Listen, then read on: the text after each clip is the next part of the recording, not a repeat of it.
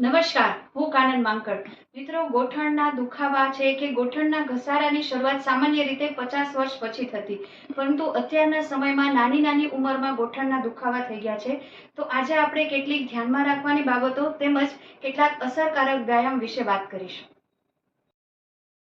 સૌથી પહેલી એક્સરસાઇઝમાં સૂતા જ રહેવાનું છે ને પગના પંજાને જમીન તરફ ખેંચવાના છે અને પછી આપણી બાજુ પગનો પંજો છે જમીનથી ઉખડશે નહીં. જેટલી તમારી ક્ષમતા હોય એટલો ખેંચી રાખો અને હોલ્ડ કરો. 8 થી 10 વખત કરી અને છેલ્લી વખત આપણે હોલ્ડ કરીએ. તમારે 10 સેકન્ડ કરવાનો છે. અહીં હું 5 સેકન્ડ કરીશ. 5, 4, 3, 2, 1. હવે આપણી તરફ હોલ્ડ કરીએ. એડી નીચે જ રહેશે. 5, 4, 3, 2, 1. હવેના વ્યાયામમાં એક પગને વાળેલો રાખવાનો છે અને એક પગ સીધો રાખવાનો છે. ગોઠણ દુખે છે પણ આજુબાજુના સ્નાયુઓને આપણે મજબૂત કરવાના છે. જેટલો પગ વાળેલો છે એટલો જ પગ ઊંચો કરવાનો છે. તમને તમારો મોટો અંગૂઠો દેખાવો જોઈએ એટલો જ. જો કમર દુખતી હોય તો કમર નીચે હાથ પણ રાખી શકો. મેળે પગ ઊંચો ન થતો હોય તો ઓઢણીની મદદથી કરી શકો. ઝર્ક જરાય નહીં, એકદમ ધીમેથી. તમે અહીંયા હોલ્ડ પણ કરી શકો. 10 વખત કરવાનું છે. આવા 2 થી 3 સેટ. હવે 2 પગ સીધા કરી ફરી એક પગ ફોલ્ડ અને એક પગ આખો 90 ડિગ્રી ભૂલથી પણ સીધો ન થાય તો જ્યાં અસર થવી જશે ત્યાં નહીં થાય. ધીમેથી જેટલો પગ વાળેલો છે ત્યાં જ ફરી ધીમેથી નીચે લઈ જાઓ, ફરી ઉપર. છેલ્લી વખત. આજુબાજુના સ્નાયુઓ મજબૂત થશે, ગોઠણને ઘસારો ઓછો લાગશે. ધીમેથી નીચે, 2 પગ સીધા અને આરામ.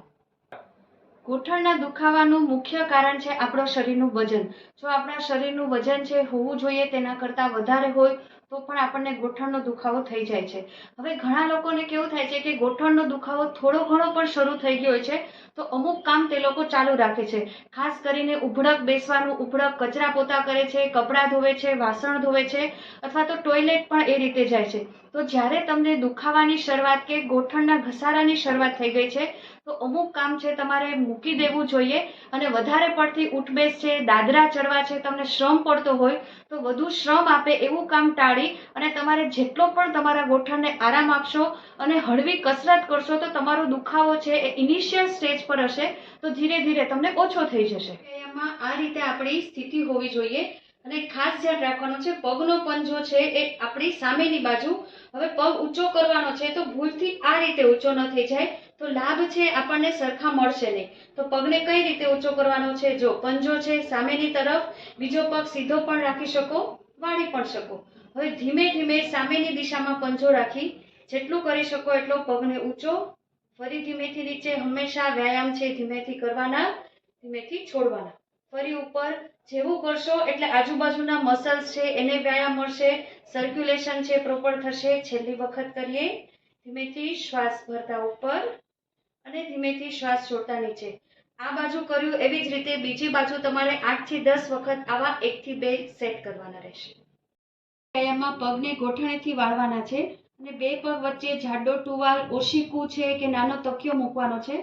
મારી પાસે અત્યારે હાજર ઓશીકું છે તો પગની વચ્ચે ઓશીકું રાખું છું. થોડું કડક લેવાનું છે અને હવે બંને પગને અંદરની તરફ ખેંચવાના છે. ઓશિકા ઉપર દબાણ આપવાનું છે. પેલા એકદમ એકે અંગ જગ્યાએથી ઉખડશે નહીં, અંદરની તરફ દબાણ આપીએ. 10, 9, 8, 7, 6, 5, 4, 3, 2, 1. ફરી ગોઠણને ઢીલા મૂકો. આ જ રીતે હજી એક વખત કરીએ. અંદરની તરફ ખેંચો. 10, 9, 8, 7, 6, 5, 4, 3, 2, 1. એકદમ ગોઠણને ઢીલા મૂકી. આ જ વસ્તુ તમારે 8 થી 10 વખત કરવાનું છે. એકદમ રિલેક્સ. જે મશીન છે એ વપરાશ વધારે થાય છે અથવા તો જૂનું થઈ જાય છે તો તે સ્મૂધ ચાલતું નથી, તો આપણે તેમાં ઓઇલિંગ કરીએ છીએ તો તેવી જ રીતે ફરી સરસ રીતે ચાલવા માંડે છે અને એવરેજ પણ પહેલા જેવી જ આપવા માંડે છે.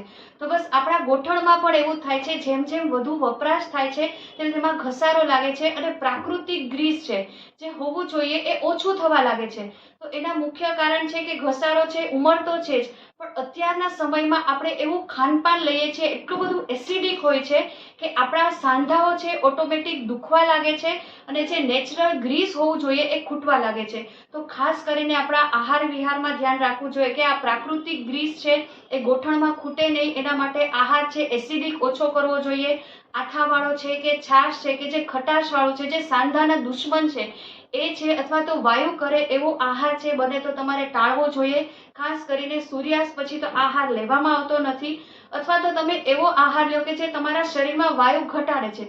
ફળ છે, શાકભાજી છે કે જે પ્રાકૃતિક ખોરાક છે એ તમે વધારે લેશો તો તમારા ગોઠણમાં જે ઘસાય છે, જે ટક ટકનો અવાજ આવે છે, તો ઓટોમેટિક ઓઇલિંગ પણ સરસ થશે અને તમારી હેલ્થ પણ સુધરશે. હવેના વ્યાયામમાં જાડો ટુવાલ છે કે તકિયાની જરૂર પડશે. કઈ જ વસ્તુ ન હોય તો હાથની મુઠ્ઠી બનાવવાની. હવે ઘણાને બે હાથ છે એક સાથે નથી થતા, તો એક હાથે કરી શકો. હું અત્યારે બે હાથે બતાવું છું. એક્ઝેક્ટ ગોઠણની નીચે આવી રીતે મુઠ્ઠી બનાવવાની છે.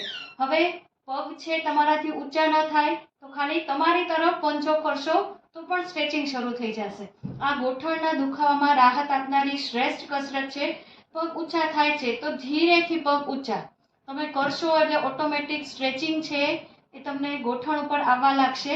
બસ હોલ્ડ કરી આની નીચે તમે વાટકો પણ મૂકી શકો. 10, 9, 8, 7, 6, 5, 4, 3, 2, 1 રેસ્ટ. તો આ હળવા વ્યાયામ છે. જો તમને ગોઠણના દુખાવાની શરૂઆત થઈ ગઈ છે અથવા તો તમારા ગોઠણ સ્વસ્થ છે તો પણ તમે દિવસમાં 2 વખત છે આ વ્યાયામને સમય આપજો. અને થોડુંક ખાનપાનમાં જો ધ્યાન રાખશો તો તમારે મોટી ઉંમર સુધી તમારા ગોઠણ છે એ તમારા શ્રેષ્ઠ રહેશે. કારણ કે હંમેશા વૃદ્ધ થવાની શરૂઆત છે આપણા પગથી થાય છે. તો જેટલા પગ મજબૂત એટલા આપણે મજબૂત. ફરી મળીએ નવા જ કોઈ વિષય સાથે. ત્યાં સુધી રજા લો. નમસ્કાર.